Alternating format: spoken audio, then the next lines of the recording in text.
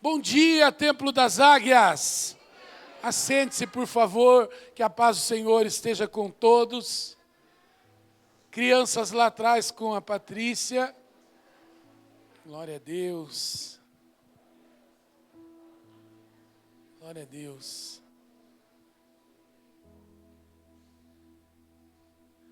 Que privilégio, né, queridos? Estarmos na casa do Senhor, podermos ouvir a sua palavra, adorar o seu nome, ser ministrado. Tenho certeza que Deus quer falar muito com você neste dia. Obrigado, Mari. Tenho certeza que nós nunca saímos da mesma maneira que entramos na presença de Deus. O melhor lugar que nós podemos estar é na presença do Senhor. Eu queria, nesta manhã, falar um pouco sobre atraindo a presença de Deus. Atraindo a presença de Deus. E eu queria que você pensasse: será que você tem atraído a presença de Deus? Será que a tua vida, a tua maneira de viver, a tua família, a tua maneira de trabalhar, atrai a presença de Deus? Será que nós temos nos preocupado com isso, queridos? Estamos aí no final do ano, Natal já está aí. Graças a Deus, esta pandemia, essa praga já também foi embora. E tudo está meio que voltando ao normal. Mas será que nós estamos preocupados em atrair a presença de Deus? Ou será que nós estamos tão ocupados, será que nós estamos tão preocupados com outras coisas que nós não temos nem tempo para sentar e ouvir o Senhor? Nós não temos nem tempo para parar o que estamos fazendo e deixarmos Deus ministrar a nossa vida?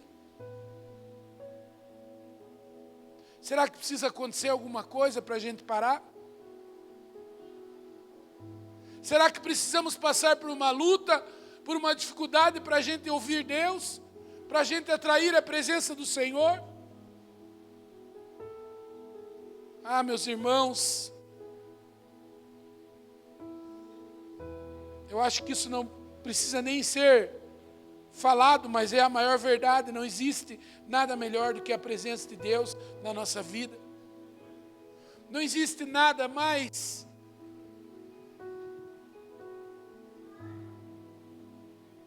nada que possa completar o homem, o ser humano, mais do que a presença de Deus. E há tantas pessoas procurando se encher, há tantas pessoas tentando fazer tantas coisas, e são pessoas vazias, porque não estão atraindo a presença de Deus. E nesta manhã eu pergunto para você: você tem atraído a presença de Deus?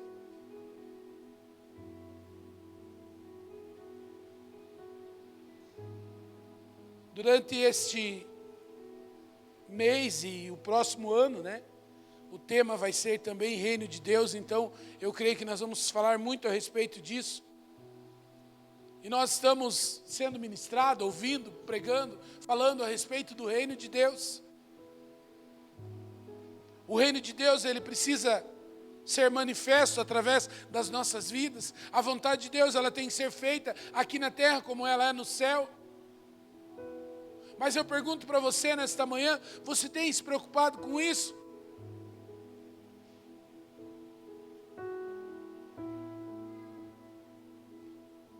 É tantas coisas, né, queridos?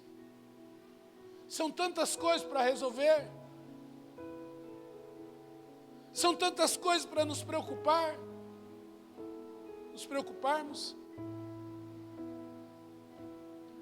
Mas o principal, queridos, é a presença de Deus. principal é atrair a presença de Deus.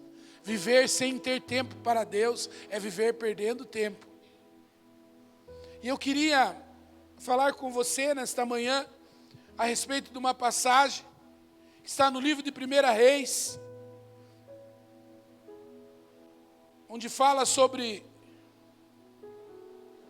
o profeta Elias, um homem de Deus. E eu queria ler com você antes o texto, para depois nós conversarmos um pouco. 1 Reis, capítulo 18. Nós vamos ler, desde o versículo 20, já fala sobre esse momento qual nós vamos falar. O holocausto sobre o Monte Carmelo. Mas nós vamos ler a partir do 30 ao 39, queridos.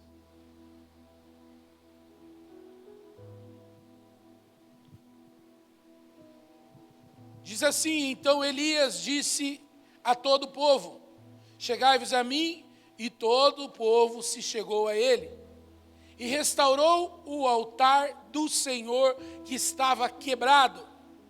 Elias tomou 12 pedras, conforme o número das tribos dos filhos de Jacó, o qual veio a palavra do Senhor, dizendo a Israel: será o teu nome. E com aquelas pedras edificou o altar em nome do Senhor. Depois fez um rego, uma vala, ao redor do altar, segundo a largura de 2 medidas de semente. Então armou a lenha e dividiu o bezerro em pedaços, o pôs sobre a lenha e disse: enchei de água 4 cântaros e derramai-a sobre o holocausto e sobre a lenha. E disse: fazei a segunda vez. E fizeram a segunda vez. E disse: fazei a terceira vez. E fizeram a terceira vez. De maneira que a água corria ao redor do altar até que a vala encheu de água. Sucedeu que no momento de ser oferecido o sacrifício da tarde, o profeta Elias aproximou e disse: ó Senhor, Deus de Abraão, de Isaque, de Israel, manifesta hoje que tu és Deus em Israel e que eu sou teu servo, e conforme a tua palavra fiz todas estas coisas. Responde-me, Senhor, respondendo-me, para que este povo conheça que tu és o Senhor, Deus, e que tu fizeste voltar o seu coração. Então caiu o fogo do Senhor e consumiu o holocausto e a lenha e as pedras e o pó, e ainda lambeu a água que estava na vala. O que vendo todo o povo, caíram sobre os seus rostos e disseram: só o Senhor é Deus, só o Senhor é Deus. Feche os teus olhos. Deus, em nome de Jesus, esta é a tua palavra é alimento para nós. É a tua palavra que nos mantém firme, é a tua palavra que nos ensina, que nos dá direção. Por isso eu peço nesta manhã, fala com cada um de nós, ó Pai, em nome de Jesus, que ninguém saia daqui da mesma maneira que entrou, mas Deus, que haja um alimento fresco do céu, o maná, o pão diário sobre as nossas vidas, que venha, Senhor, do teu Espírito Santo, no nome de Jesus, aquilo que o Senhor tem para cada um, ó Deus, ministra-nos, ó Pai, que eu diminua, que o Senhor cresça. Deus, que a tua presença seja manifesta, venha o teu reino sobre este lugar, Pai, seja feita a tua vontade no nome de Jesus, amém. Amém, irmãos? Glória a Deus. Essa passagem, ela conta de um momento que o povo de Israel vivia. O profeta Elias, alguns anos atrás desse momento, tinha profetizado que por causa da maneira qual o povo estava vivendo, eles iriam passar por um tempo de seca, de escassez. E o profeta profetizou que não haveria chuva sobre aquele lugar. E queridos, eu gosto sempre de mencionar que Quando nós falamos de seca nesta época, era algo terrível, porque a água era a matéria-prima para tudo aquilo que eles faziam. Eles viviam da colheita, do plantio, do trabalho da lavoura, e esse era o trabalho deles, era assim que eles viviam. Não existia grandes indústrias, fábricas multinacionais, telefonia e tantas coisas como existe hoje. Hipermercados e tantas estruturas enormes que existem. Mas mesmo existindo tudo isso, nós vemos que quando ficamos aí 2 meses, 3 meses sem chuva, já começa, né, aquela maior preocupação. Agora você imagine nesta época, a época onde eles dependiam tudo da água, e a Bíblia diz que o profeta lança essa palavra e por 3 anos e meio não veio chuva sobre a terra. E eu fico imaginando a escassez, eu fico imaginando naquela terra seca, aquele lugar onde o verde da natureza não existe, porque está tudo seco. E queridos, nesse momento o qual nós lemos, o profeta Elias passa por um momento muito difícil. A esposa do rei Acabe, chamada Jezabel, manda matar todos os profetas de Deus. E eles serviam a um Deus chamado Baal, um Deus com D minúsculo. Elias estava sozinho, somente ele como um homem de Deus. E foi feito um desafio, aqueles mais de 400 profetas de Baal e Elias, para ver quem conseguiria atrair a presença de Deus.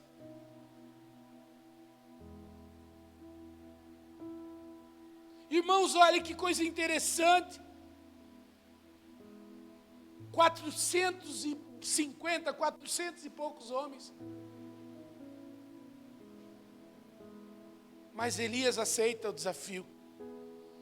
E a Bíblia diz que então os profetas de Baal pegam aquele animal para ofertar. E a maneira deles entenderem o qual estava atraindo a presença de Deus é que a oferta deles tinha que ser recebida com fogo. Então aqueles profetas de Baal pegam aquela oferta, levam até aquele altar, colocam ali e começam a gritar, e começam a clamar, e começam a buscar a presença de Deus. Porém, irmãos, eles estavam clamando pela presença de Deus, mas eles nem mesmo estavam falando a Deus. Eles estavam falando a Baal, a um ídolo, a um...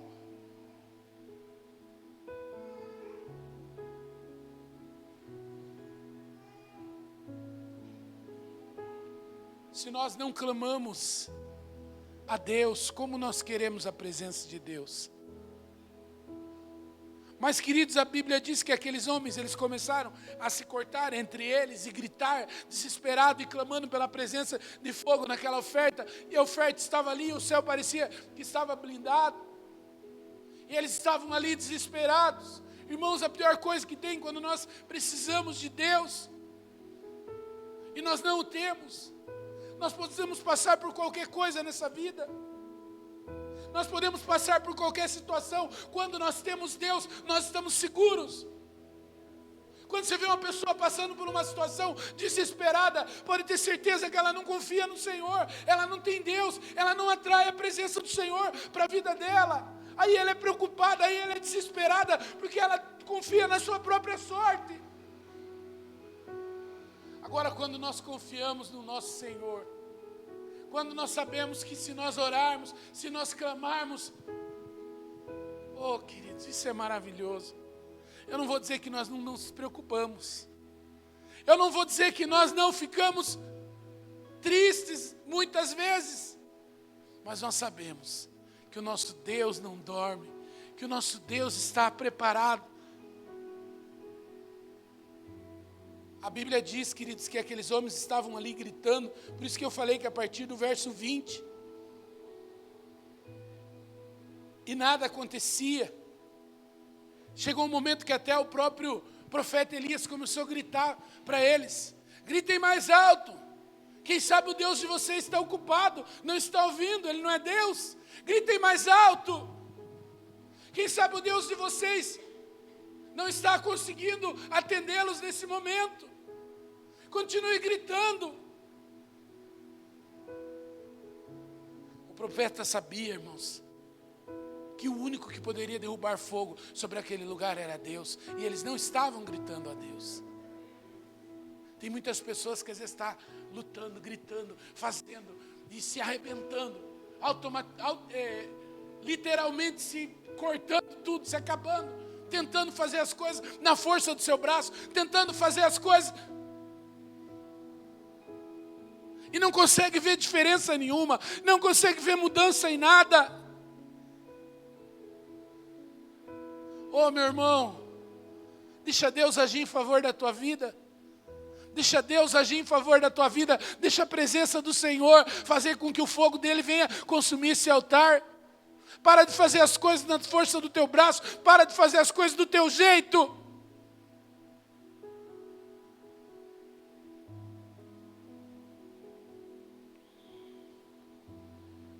Gritem mais alto. Gritem mais alto, gritem mais forte. Talvez o teu Deus não está ouvindo. Eu fico imaginando a cara daqueles homens quando Elias falou isso. Talvez ele está dormindo. Irmãos, a Bíblia fala, um dos grandes problemas da idolatria, que assim como é o teu Deus, vai ser você. No caso de um ídolo, de uma estátua, mudo, surdo, não pode fazer nada.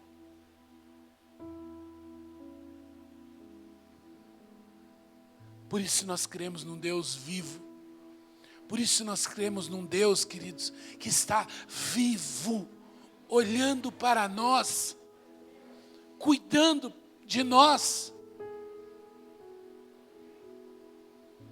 E eu queria falar sobre alguns pontos que teve nessa passagem do profeta Elias. Como talvez você já saiba, não aconteceu nada, queridos, aquela oferta ficou ali, aqueles homens ficaram se cortando e não aconteceu nada. Não atraíram a presença de Deus. Mas eu queria falar com você sobre a segunda tentativa de oferta. Sobre a oferta de Elias. Sobre a tentativa de Elias de atrair a presença do verdadeiro Deus, do Senhor. E alguns passos, algumas coisas que Elias fez, queridos, que foi com certeza algo principal para que a presença de Deus viesse sobre aquele lugar. E talvez se você deixou de viver, deixou de fazer isso, o qual nós vamos falar na tua vida. Volte, queridos. Volte a atrair a presença de Deus. Volte a atrair a presença de Deus. Porque sem Ele nós não somos nada. Sem a presença do Senhor nós não somos nada. Primeiro ponto. O altar tinha sido quebrado, derrubado. Há muitas pessoas que querem atrair a presença de Deus, mas que derrubaram o altar do Senhor.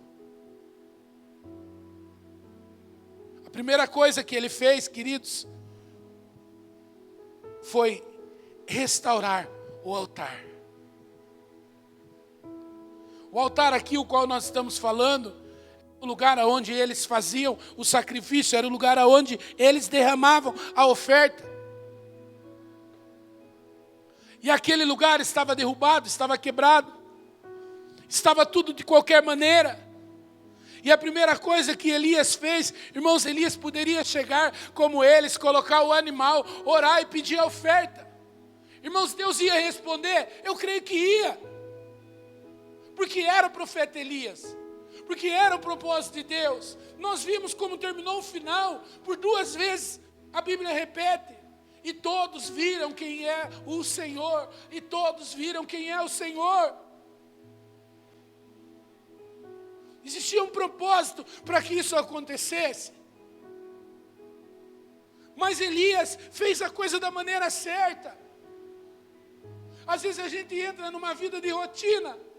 Eu venho para a igreja, eu oro antes do alimento, eu dou minha oferta, eu dou meu dízimo.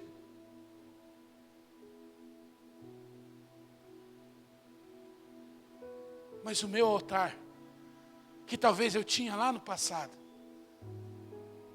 o meu propósito, que eu vivia na presença de Deus, talvez hoje eu não vivo mais, porque eu caí na rotina.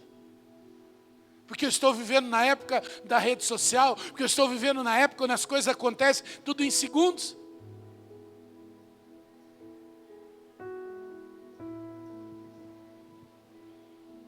Quem derrubou o altar? Aquele altar foi Jezabel, os profetas de Baal, o rei Acabe. Jezabel dominava o seu marido e fazia com que as coisas do seu reino fossem ligadas tudo para ídolo, para adoração de Deus com D minúsculo, para a idolatria. O altar estava destruído. E muitas vezes, queridos, nós destruímos o nosso altar. Ou nem somos nós. Talvez tantas situações destroem a nossa aliança com Deus. Nossa intimidade com Deus. Como está o teu altar? Como está a tua vida de adoração? Diante de Deus. O que tem destruído isso, queridos? Não importa. Não temos que ficar olhando para aquilo que destruiu. O profeta Elias podia chegar ali e dizer, puxa, mas o altar está tudo destruído. Olha o que Jezabel fez. Olha o que o rei Acabe permitiu. Restaurar o altar de adoração em nossas vidas. Restaurar o altar de adoração em nossos lares, em nossas casas.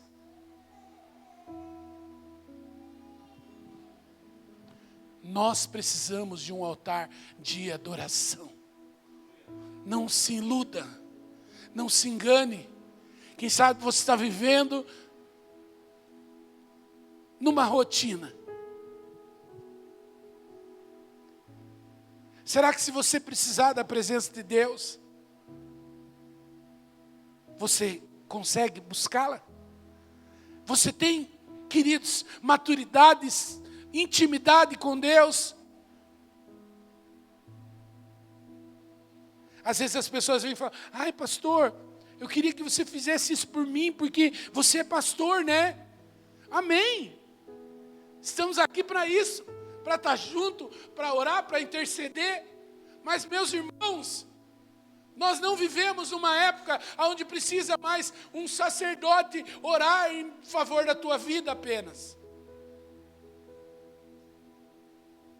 Você precisa ter uma vida no altar do Senhor. Você precisa ter uma vida de busca. Você precisa ter uma vida onde você é íntimo do Senhor.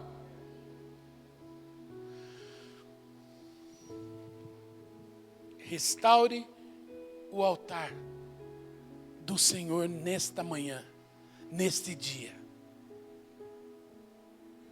Talvez a falta de tempo tirou isso. Talvez o pecado.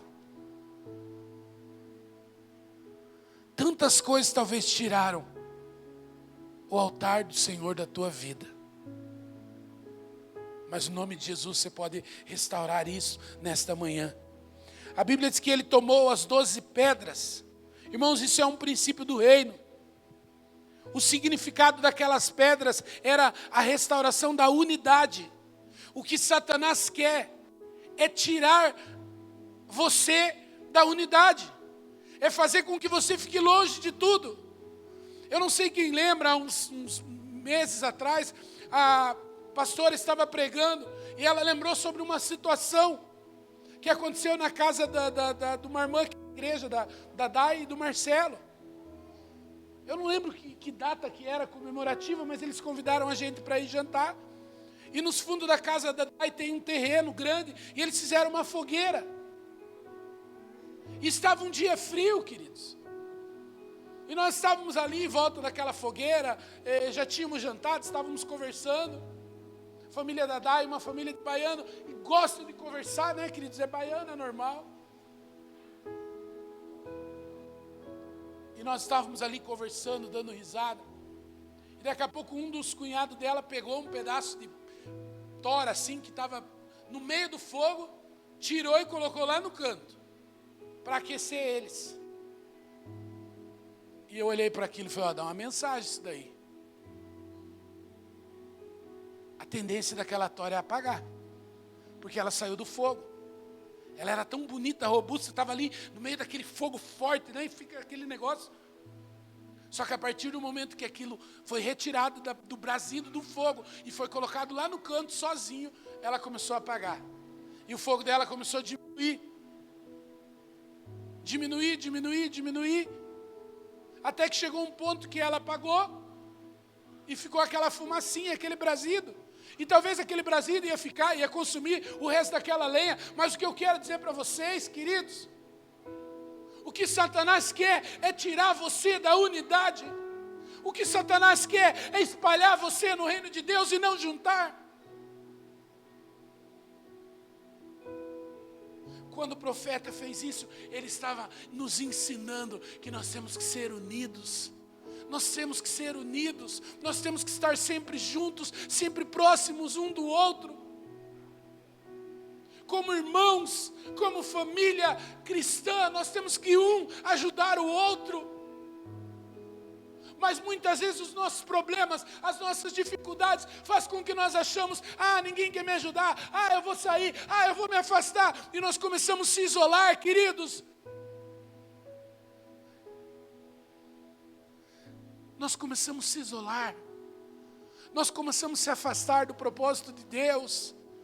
Traga a unidade novamente na tua vida. Restaure o altar de adoração ao Senhor e traga a unidade. Seja alguém que está junto como um corpo, orando. Junto nós somos mais fortes, queridos, nós somos o corpo. Quando o apóstolo Paulo fala que nem todo mundo é cabeça, nem todo mundo é braço ou perna, mas nós somos o corpo. Um com o outro vai se... Fugiu a palavra aqui, queridos. Se completar. Talvez você olhe para mim e fale, puxa, tem um defeito no pastor, mas em mim é uma qualidade. Eu preciso de você. Essa qualidade que tem em você, que falta em mim, é o que faz de nós um corpo perfeito. Talvez se você olhar um pouquinho mais, fala, mas peraí, mas tem um negócio nele que eu não tenho. A unidade, queridos. A unidade atrai a presença de Deus. A unidade atrai a presença de Deus. Sempre que nós estivermos buscando um propósito, vamos fazer isso junto. Vamos viver os céus abertos juntos. Vamos viver a unidade. Vamos estar sempre em comunhão. Sempre, sempre, sempre. Não se afaste do teu grupo. Não se afaste dos teus líderes. Não se afaste das pessoas que oram por você. Não se afaste das pessoas que te amam. Unidade. Já diziam que a união faz a força. Mas os mais sábios ainda falaram que a união faz açúcar. A força é a copel. Unidade, queridos. Unidade. Brincadeiras à parte, mas a unidade faz toda a diferença. Uma família unida tem muito valor. Um casamento onde um ora pelo outro tem muito valor. Uma casa onde o pai ora pelos filhos, os filhos oram pelos pais, tem muito valor. Uma igreja onde um ora pelo outro. Eu tenho achado tão lindo o que tem acontecido aí, né, queridos? Final de ano, é comunhão de rede, é comunhão de louvor, é comunhão do não sei, irmãos, é comunhão para todo lado. Onde tinha culto e comunhão aqui na igreja, a galera, que tremendo isso, irmãos. Que bom e agradável que os irmãos vivam em união. É como o óleo que desce sobre a barba, corre pela roupa. Deus, Ele habita no meio da união, no meio da comunhão. Então, unidade. Tenha isso na tua vida. Viva sempre em unidade.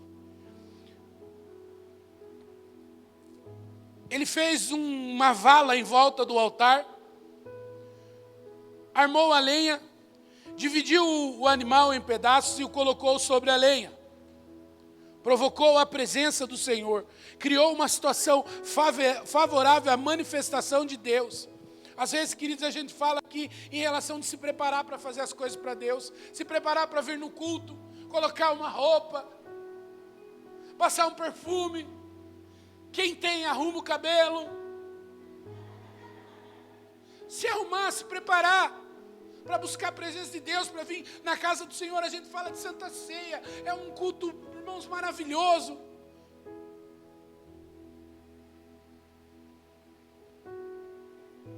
Ah, pastor, mas eu não gosto, eu ando assim mesmo. Quero ver quando você recebe um convite para ir num casamento, para ir frente, quem sabe, um juiz. Aí nós vamos nos preparar todos. Irmãos, prepare sempre o teu melhor quando você for fazer algo para Deus. Faça sempre o teu melhor. A Bíblia diz que em tudo que nós fizermos, nós temos que fazer o melhor, como se fosse para Deus. Agora imagine quando você vai fazer algo para Deus. Prepare, faça o melhor. Seja alguém sedento. Seja alguém que está buscando mesmo a manifestação da glória de Deus.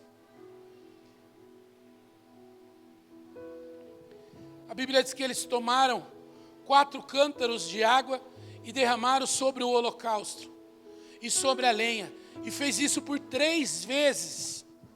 De sorte que a vala ou o rego ao redor do altar até se encheu de água. Deram passos de fé e de coragem. Foram audaciosos. 3 anos e alguma coisa sem chuva. Alguém consegue pensar o que era a maior falta que eles tinham no momento? 3 anos, irmãos, sem chover. Qual poderia ser a oferta mais valiosa? Qual poderia ser a oferta mais cara, mais preciosa, que mais custaria a eles? Mas, irmão, aonde você viu água sendo derramada sobre a oferta?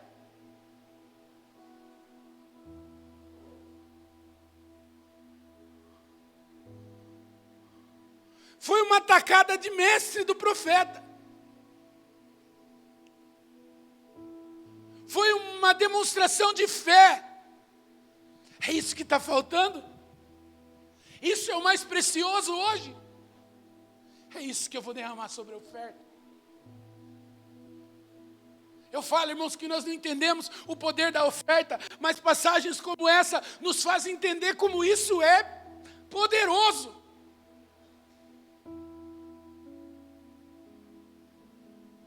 Ele poderia ter colocado apenas o animal, feito ali a união das pedras, das 12 pedras, falando da unidade das tribos. Ele poderia ter apenas restaurado o altar, colocado e está tudo bem. E manda fogo, Senhor.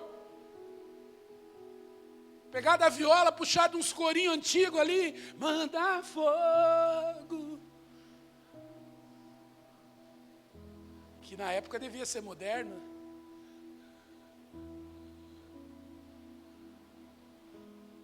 Mas ele derramou água. Irmãos, aquilo que muitas vezes representa mais precioso na tua vida, quando você toma um passo diante de Deus, aí Ele vai ver aonde está o teu coração. Eu fiz um cálculo há muito tempo atrás, irmãos, não vou lembrar agora. Cântaro, ele tinha aproximadamente de 10 a 12, 15 litros de água. Eles fizeram isso por 3 vezes. 4 cântaros por 3 vezes. 3 vezes 4, 12. 12 cântaros. Irmãos, dava mais de 100 litros de água, ou aproximadamente por aí, 100, 120, 140 litros de água. Eu lembro quando eu era criança, tamanho do Gustavo, cabeludo, uma caixa de água, Gu, para uma família, ela tinha 100, 150 litros. Ou seja, aquilo que eles entendiam que era suficiente para uma casa. Hoje, uma caixa mínima tem 200, 300, 500 litros. Mas antes, 150 litros era muita água. Eu estou falando, irmãos, quando eu era criança, que não faz tanto tempo.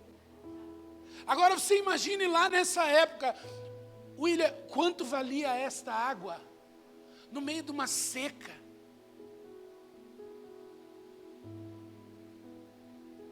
Queridos, nós temos que aprender a confiar em Deus.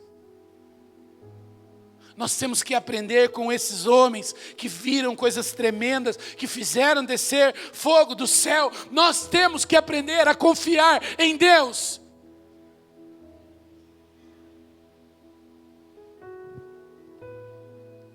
Trazendo para o Novo Testamento, a água simboliza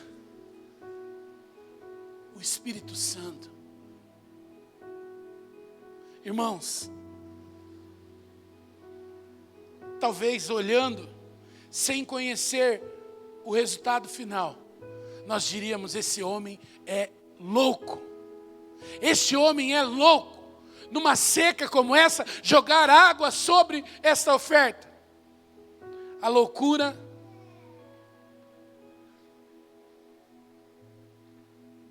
que muitas vezes é sabedoria. Aquilo que é loucura para o homem, aquilo que nós podemos achar como loucura, mas ele mostrou a sua fé, ele mostrou no que o coração dele estava confiante.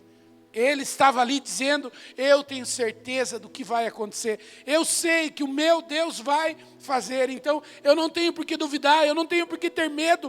Eu não tenho por que ficar pensando, faço ou não faço. Não, derrama água, é precioso, derrama, joga, derrama.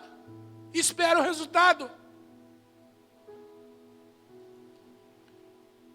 Quarto ponto. Elias orou.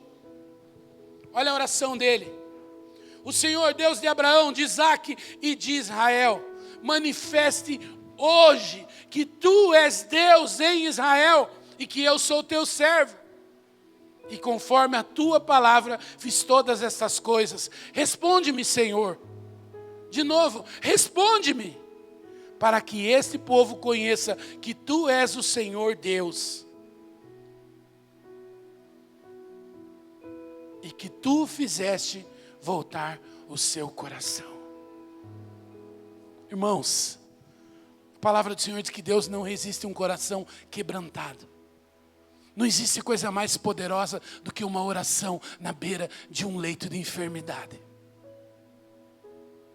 Não existe coisa mais preciosa que um joelho dobrado no momento onde um filho está passando por uma luta, por uma dificuldade, e uma mãe está ali clamando pela vida daquele filho. Não existe nada mais precioso que oração. Não existe nada mais precioso que oração. Se você não tem vida de oração, não me diga que você tem como atrair a presença de Deus. Irmãos, eu não consigo acreditar nisso. Deveria ser o primeiro ponto e a base de tudo para nós conseguirmos atrair o nosso Senhor. É uma vida de oração.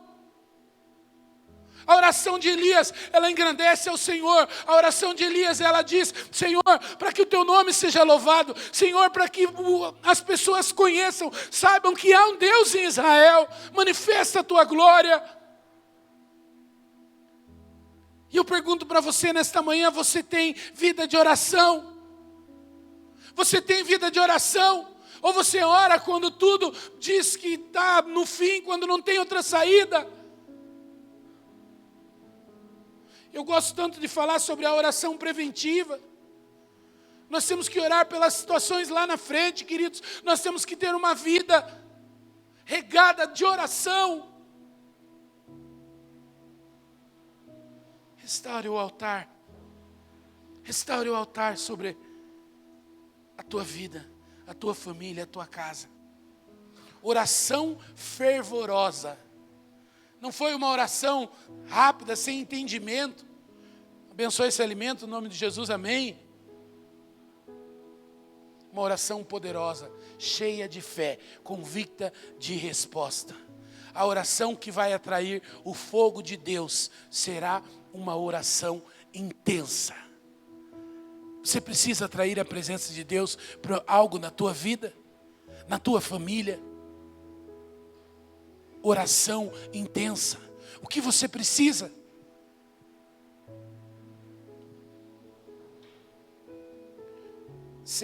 Quinto e último ponto. Deus respondeu na hora e com fogo. Irmãos, olha que tremendo. Deus respondeu na hora. Deus respondeu na hora. Quando você tem o altar restaurado, quando você tem uma vida de unidade, quando você tem uma vida de oração intensa, quando você tem uma vida de entrega, aquilo que é mais precioso, você pega e fala, eu vou colocar na mão de Deus. O momento que você clamar para atrair a presença de Deus, vai ser na hora. Não vai ser daqui uma semana, não vai ser daqui um mês, não, vai ser na hora. O poder de Deus vai se manifestar na tua vida, assim como com fogo foi derramado sobre aquela oferta. E o fogo, queridos, ele tem tanto significado. O fogo, ele demonstra tanta coisa tremenda para a nossa vida. O fogo caiu sobre aquela oferta, consumiu toda aquela oferta. Irmãos, a Bíblia diz que lambeu a água que estava na vala.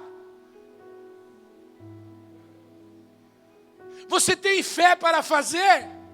Deus vai receber. O fogo, irmãos, chegou a lamber a água, que talvez para muitos não signifique nada. Foi apenas mais alguma coisa que ele jogou sobre aquele altar.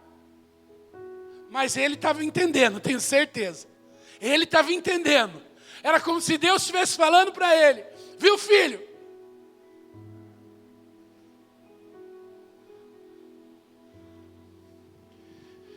Deus se apresentou a Moisés na sarça, com fogo, ao profeta Isaías. O Senhor Jesus disse também, João Batista falou que nós seríamos batizados com fogo e com o Espírito Santo. O fogo, queridos, é uma das maneiras onde por várias e várias vezes o nosso Deus manifestou a presença dEle. E eu pergunto para você, você tem manifestado a presença de Deus?